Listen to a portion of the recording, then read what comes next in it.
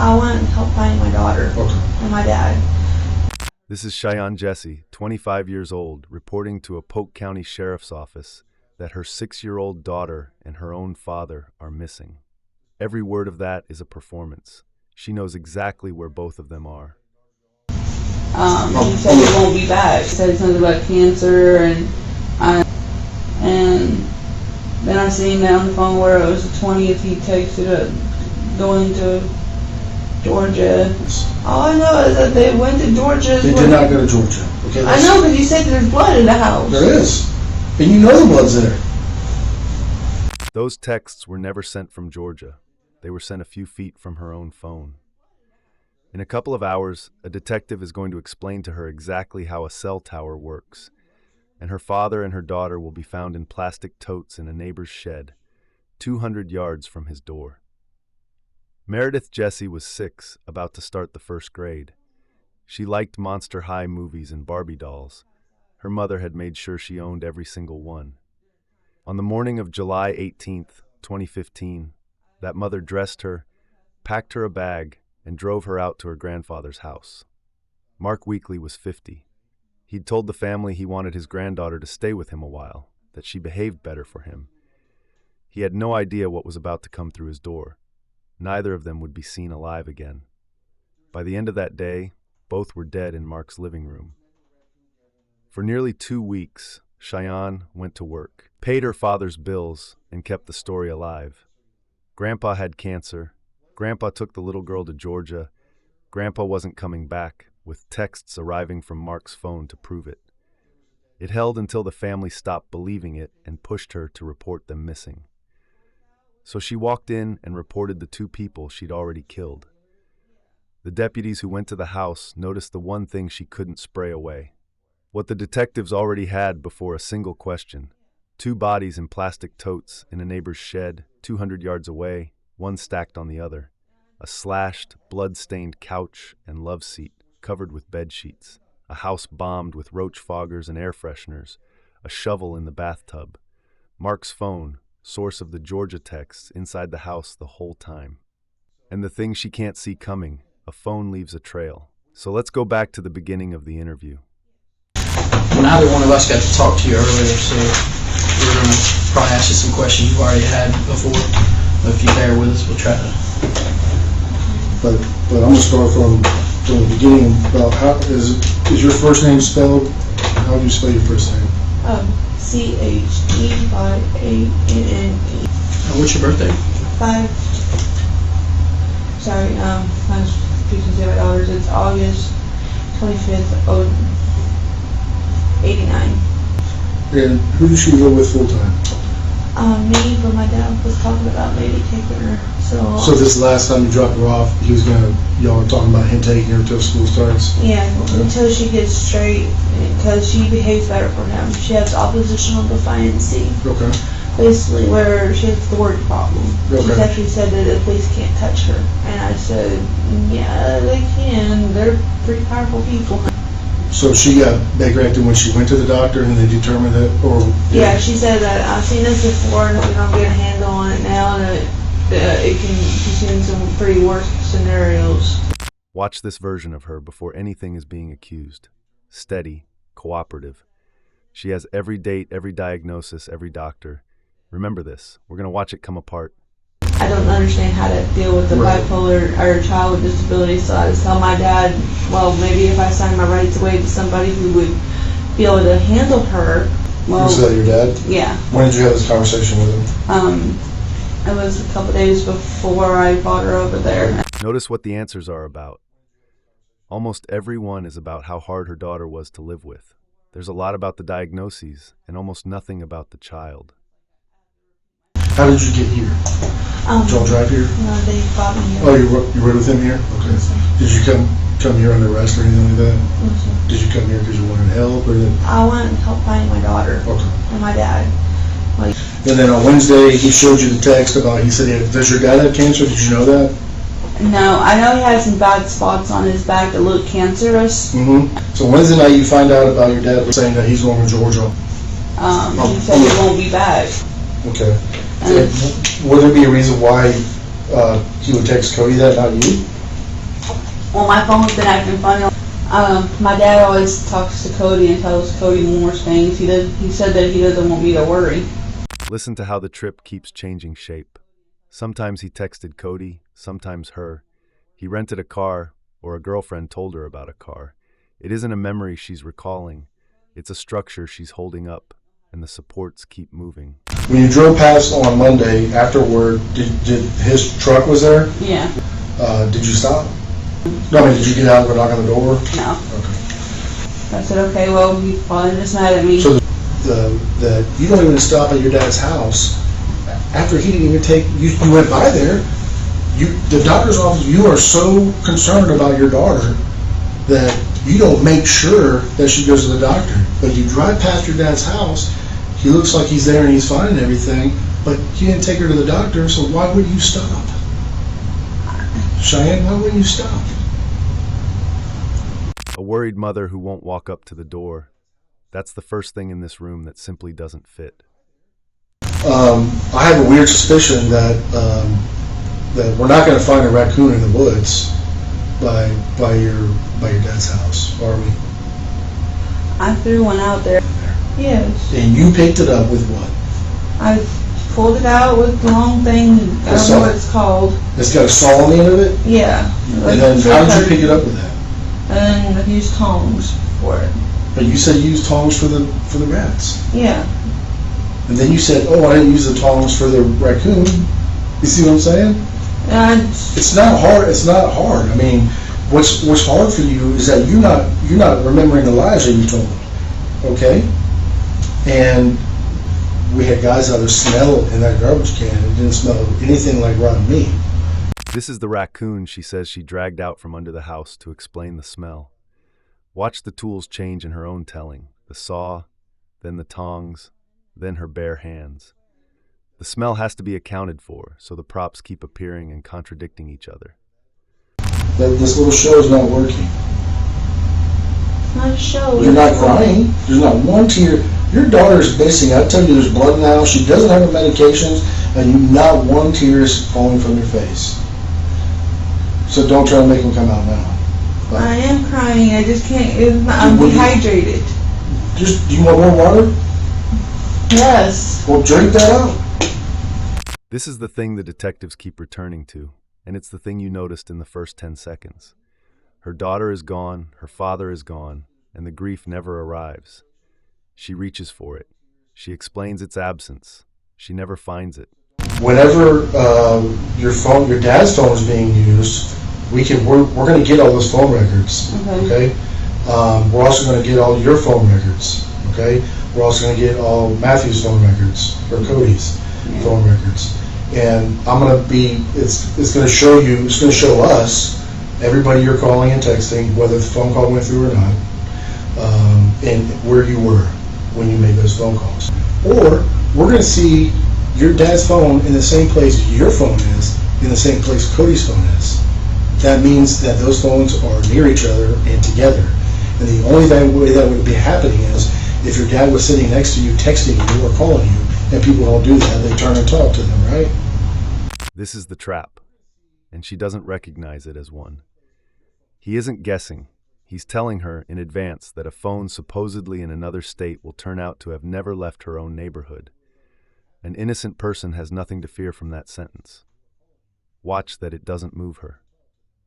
Whether it was a text message or not, I'm telling you, you know it, I know it did not come from your dad. And from your dad's phone, but it did not come from your dad. So if some other mystery person had your dad's phone, how are they going to know to text Cody or you specific information? They're not going to know. On my dad's phone, he's listed underneath Cody. Shy is Cody. Okay. And Shy and Who's Shy? me. I know that's you, right? Yeah. How is some stranger going to know that? How's some stranger going to know who Shy is?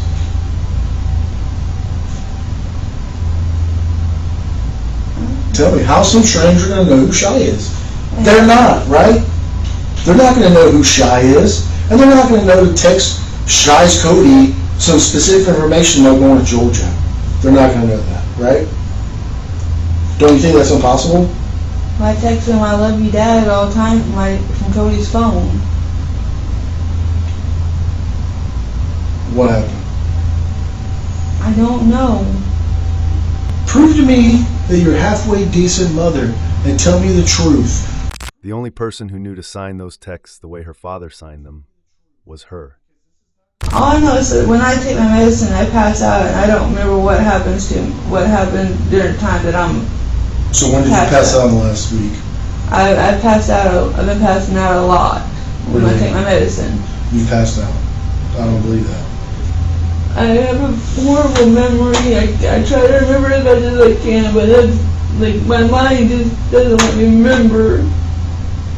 Notice the shape of the new defense. It isn't "I didn't do it" anymore. It's "I can't remember whether I did it." You only need a blackout to explain something that happened. Did he say you need to tighten up with your daughter or else? Did he tell you that? Yeah. My dad's always gotten angry at me and yelled and like gets in my face and he punches the wall and stuff, and I've always had to cower in the corner. Did he yell at you when you dropped Meredith off? Yeah. So tell me what happened then. If you had to defend yourself from your dad since you were a kid, tell me what happened. I always had to I try to push him away when he runs away from me. But leaves me alone. So if you've had to defend yourself every time he yells at you because he's been abusive, is that what you said? Yeah. So was he abusive when you dropped Meredith off? Or just verbally? Yeah, just verbally, and then he punches and throws things, and he says that you're a horrible mom for just dropping your kid off and leaving, like your mother. I've been hit so much, like I don't remember things. Like I'll be driving down the road and I'll black out, and I see now I'm in another lane, and I'm like, oh crap.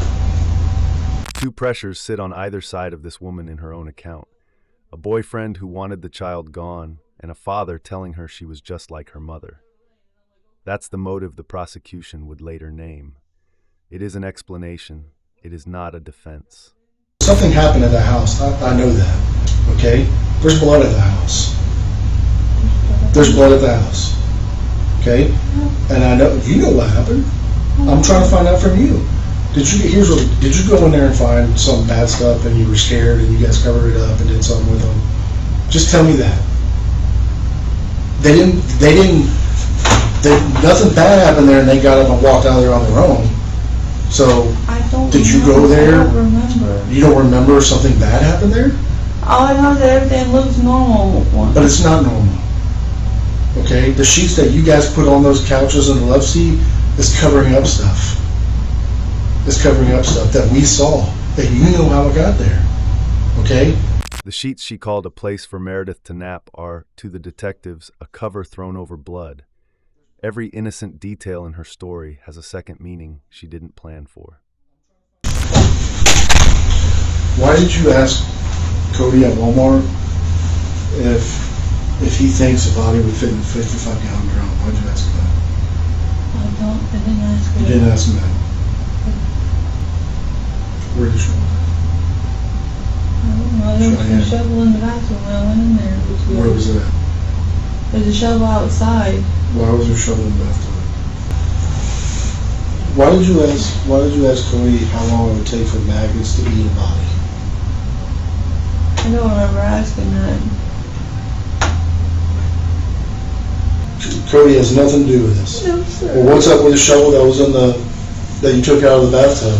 I was trying to clean up the blood because I was freaking out, and I figured it. You were freaking out and you were trying to clean up the blood? Yeah. But what was the shovel? What did you use that for? To shovel up the crap that they left there. What crap? When the body dies, it releases the feces and rigor mortis and stuff, because it was a couple of days that I freaked out and I left that day, and then I went back because I didn't know what to do. I was freaking So out. after you put them in, you're reading that online? Is that what you said? Yeah. No, I didn't read it online. It's just something I seen on Criminal Minds. Okay. She doesn't deny the questions are monstrous. She denies remembering them. And then she tells the detectives where the ideas came from. Did your dad get mad at you and come at you? Yes. Okay, so what did you do in return? You said you have to defend yourself. What did you do? Did he come at you with a knife? Yeah. And then what did you do? I kicked him in his balls, and then he got pissed off even more, and I wound up on the floor, and Lucky was just looking at me, and I looked at my dog like, come and help me, Lucky, help! Where was Lucky at? He was cowering in the kitchen. Was he in a cage or? Now Lucky can't really hear all that well. My daughter stuck her fingers in her ears and now she's deaf. She's deaf? Yeah, because my daughter kept shoving her fingers in her ears. And so Lucky won't come help you, so what'd you have to do? All I remember is that he came this way with this, and then I pushed it away, and my daughter was... Say that again? He came at me like this. With a knife? Yeah, like, and I pushed it away. Like, he cut this on and pushed it this way, and then my daughter was coming this way, and that's all I remember is you pushing her away. But he had a knife in his hand? Yes. Okay. And then, did you see blood on your daughter? I don't remember that. I don't remember that at all. You grabbed your gun? Yeah. After you stabbed him? Yeah, because he was still alive. He said, I'm going to kill you too, bitch. Where was your gun at? It was underneath the couch. Your pistol? Yeah. Did he shoot you? No, I pulled it. I pushed it down and he fired it on his neck. He shot his neck? Yeah. Okay, so you stabbed him in the heart, then you pushed the gun. Was he sitting down? No, he fell on the couch when I pushed him off of me. The couch or the love seat? The left seat part. I call it couch. Here's where the story meets the body it happened to. If a grown man pins you down and swings a knife and you fight him for it, your hands and arms carry that afterward. Hers don't. There are no defensive wounds because there was no defense. In that story, I think you stabbed your daughter. No. Okay, you stabbed your daughter because you wanted to get rid of her to save your relationship. No, I And didn't. you also killed your dad on purpose. There was no self-defense there. No, I didn't. Yes. No. Yes, that's what happened. No, that ain't what happened.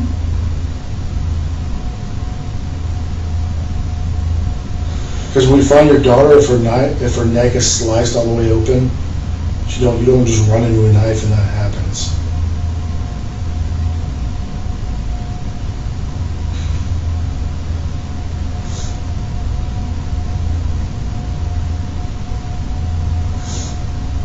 So did you kill her because she was interrupting a relationship? No, sir, I did not. No, I did not. I didn't do that to her. My daddy did. You did. And where's your landlady shed at? On her property. Like, is it out back? Yes. Okay. Is it locked? Yes. Do you have the key to it? Yes. Where's the key at? On me right now. Can I have it, please? But I don't know what I'm going to do or try to... Well, I need to, first thing first is I need to get them out of there, okay? So I need you to give me the key. She hands over a key from her own keychain. 2 hours of Georgia, of cancer, of rented cars and dead raccoons, and it ends with her quietly pointing to a shed she could see from the house. Then how'd you lift them out of the Suburban into the shed? I put Meredith down first and I just slid Daddy down on top. So Cody doesn't even know about this? No. Does his dad know about this? No, I don't want to know. I'm not telling you I'm going to tell him, but I just need to make sure they don't know about this. No, sir. Cody has nothing to do with this. No, sir. Remember the 6-year-old who liked Monster High and owned every Barbie? In Cheyanne's own account of that night, the last thing her daughter did was run toward her. I remember saying, Mommy, Mommy, Mommy, Grandpa's coming. Grandpa's coming. Don't let Grandpa stop hurting Mommy. Grandpa, stop hurting Mommy. That's what I heard. I'm sick.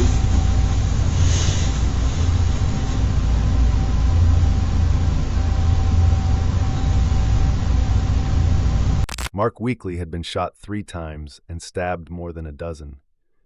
Meredith had been shot and stabbed. Prosecutors said Cheyanne killed them both because her boyfriend was unwilling to live with her daughter's behavior, and she chose the relationship. In 2019, a jury convicted her of 2 counts of first-degree murder. The jury recommended death. The judge, citing her mental state, sentenced her to life without parole.